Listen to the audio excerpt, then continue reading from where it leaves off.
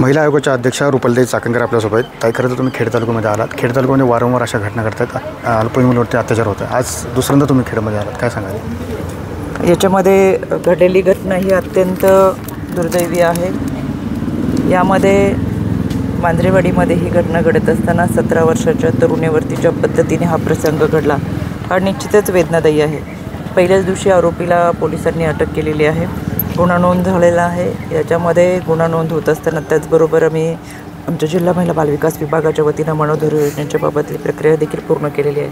आज या कुटुंबियांची भेट घेत असताना मी इतकंच सांगू शकते की गुन्हा नोंद होत असताना पोलिसांनीही अतिशय चांगल्या पद्धतीचा तपास याच्यामध्ये केला आणि अगदी अजून 5-6 दिवसामध्ये चार्जशीट दाखल होती आहे. महाराष्ट्रामध्ये ज्या काही घटना घडतात त्यामध्ये या घटनांतसुद्धा की कमी कालावधीमध्ये चार्जशीट दाखल केली जाईल.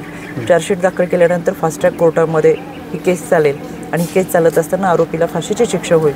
याच्यासाठी आयोग या सगळ्याच गोष्टीचा पाठपुरावा तर करेल, पण केवळ सांगतच नाही तर कोल्हापूरच्या खुर्चीचं असेल, कोथुर्णे असेल, मावळ असेल, भोरच्या कातकरी समाज या सगळ्या घटनांमधल्या आरोपींना पाठपुरावा करत खऱ्या अर्थाने आम्ही फाशीच्या शिक्षेपर्यंत पोहोचवलेले आहे. त्याच्यामुळे समाजामध्ये अशी नराधम जगूच नाहीत, कारण ही विकृती आहे. या विकृतीच्या विरोधातली लढाई आपल्या सगळ्यांची आहे आणि ह्या घटना घडू नयेत याच्यासाठी मी स्वतः आता शिक्षण विभाग असेल, पोलीस असतील, आमचे बीट मार्शल दामिनी पथक असतील, जिल्हा महिला बालविकास विभाग असेल, या सगळ्यांना आता सूचना दिलेल्या आहेत. सोमवारपासून या भागातल्या शाळा कॉलेजमध्ये की मुलींचं काउन्सिलिंग करणं, त्यांच्या समुपदेशनाच्या माध्यमातून खऱ्या अर्थाने जी आरोपी आहे ती ओळखीची व्यक्ती आहे.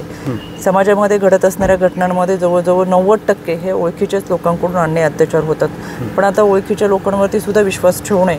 पण हे सगळं करत असताना अशा पद्धतीचं समुपदेशनाच्या माध्यमातून मुलींचं काउन्सिलिंग केलं जाईल. पेट्रोलियमची गस्त आम्ही मोठ्या प्रमाणात आता वाढवणार आहोत, जेणेकरून जे भीतीचं वातावरण मुलींमध्ये वाटते किंवा त्यांना ती एक भीती वाटते ती वाटू नये. प्राईम टाईममध्ये शाळा कॉलेजच्या कॅम्पसमध्ये हे पेट्रोलियम केलं जाईल आणि सोमवारपासून शाळा कॉलेजमध्ये बीट मार्शल दामिनी पथक यांच्या माध्यमातून काउन्सिलिंग केलं जाईल. त्याचबरोबर इतर काही मुलींच्या तक्रारी असतील, महिलांच्या तक्रारी असतील किंवा बऱ्याच काही छेडछाडी करणाऱ्या मुलांचे ग्रुप टोळे असतील तर पोलिसांना त्या पद्धतीच्या सूचना दिल्या आहेत की तातडीने जागेवर कारवाई करा. त्याच्यामुळे ही जबाबदारी आमची आहे. एक सुरक्षित वातावरण देण्याचा प्रयत्न या माध्यमातून नक्की केला जाईल. तर पहलगाममध्ये हल्ला झाला आहे, दहशतवाद्यांनी जवळजवळ 26 जणांना त्या ठिकाणी खात्मा केला आहे, काय सांगाल? कशाचं? पहलगाममध्ये काश्मीरमध्ये जो अतिरेक्यांनी दहशतवाद्यांनी हल्ला केला घडलेला त्या घटनेचे मी जाहीर निषेधच करते.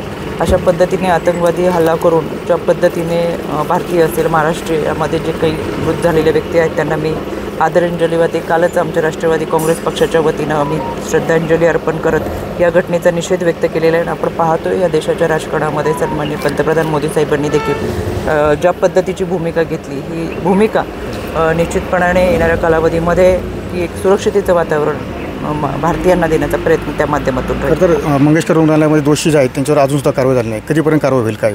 याच्यामध्ये आपण पाहत आहे पहिल्या दिवसापासून दीनानाथ मंगेशकर रुग्णालयाच्या संदर्भात मी जे काही पुरावे समोर आले, ज्या समित्या गठीत केल्या, मग यामध्ये डॉक्टर राधाकृष्ण पवार समिती असेल, माता मृत्यू अन्वेषण समिती असेल, नर्मदा आयुक्तांची समिती असेल आणि या समितीच्या माध्यमातून जो काही एकत्रित अहवाल आला त्यानंतर 7 तारखेला पहिला अहवाल मी सादर केला होता आणि 19 तारखेला याच्यामध्ये गुन्हा डॉक्टर कैसास यांच्यावरती दाखल झाला. गुन्हा नोंद झाल्यानंतर आपल्या सगळ्यांना प्रक्रिया माहिती आहे. गुन्हा नोंद होत असताना चार्जशीट दाखल करणं, त्याच्यामधले पुरावे सादर करणं आणि त्यानंतरची कारवाईची प्रोसेस. त्याचबरोबर आम्ही राज्य महिला आयोगाच्या वतीनं महाराष्ट्र मेडिकल काउन्सिलला सुद्धा पत्र पाठवलं होतं आणि म्हणून BC कुटुंबियांची 21 तारखेला ही महाराष्ट्र मेडिकल काउन्सिलिंगमध्ये हेअरिंग झाली. त्या अनुषंगाने देखील त्यांनी काही पुरावे त्या ठिकाणी सादर केलेले आहेत.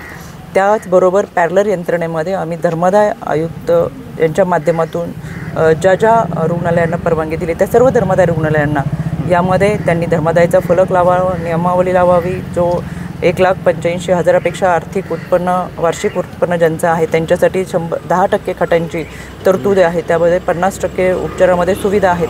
ह्या सगळ्या नियमावली या माध्यमातून त्या ठिकाणी लावावेत आणि त्याचा लाभ धर्मादाय म्हणून खऱ्या अर्थाने रुग्णांना द्यावा यासाठी त्या सूचना दिलेत. मी अनेक ठिकाणी आता सरप्राईज व्हिजिट करते आणि मला खात्री मी धर्मादाय आयुक्तांना देखील सूचना दिल्या, त्यांनी देखील त्या पद्धतीने रुग्णालयांना कळवलेलं आहे. त्याचबरोबर आरोग्य विभाग असेल, जिल्हा आरोग्य विभाग असेल, या सगळ्यांच्या माध्यमातून ह्या सूचना देत असताना पुढची प्रक्रिया आम्ही करतो आहे आणि मला खात्री आहे पुन्हा तनिषा बिसे घडणार नाही याची जबाबदारी आम्ही घेतो आणि समाजामध्ये असणाऱ्या रुग्णांना देखील, त्यांच्या नातेवाईकांना देखील आपल्या माध्यमातून मी आवाहन करेल, अशा पद्धतीने कोणत्याही रुग्णालयामध्ये गेले आणि त्याची दखल घेतली नाही किंवा दिरंगाई केली, चालढकल केली तर 104 क्रमांकावर आपण संपर्क साधावा, अन्यथा राज्य महिला आयोगाशी आपण संपर्क साधावा. आमच्याकडून कारवाई केली जाईल, पण अशा घटना घडूच नाही याच्यासाठी आम्ही सतर्क आहोत. नक्की ज्या पाहिलं की अशा घटना घडूच नाही यासाठी आम्ही सतर्क असल्याचं वक्तव्य या ठिकाणी रुपालीताई चाकणकर यांनी केलेलं आपल्याला पाहायला मिळत आहे. कॅमेरा अभिषेक स्वामी सुनील, TV9 मराठी, राजगुरुनगर, पुणे.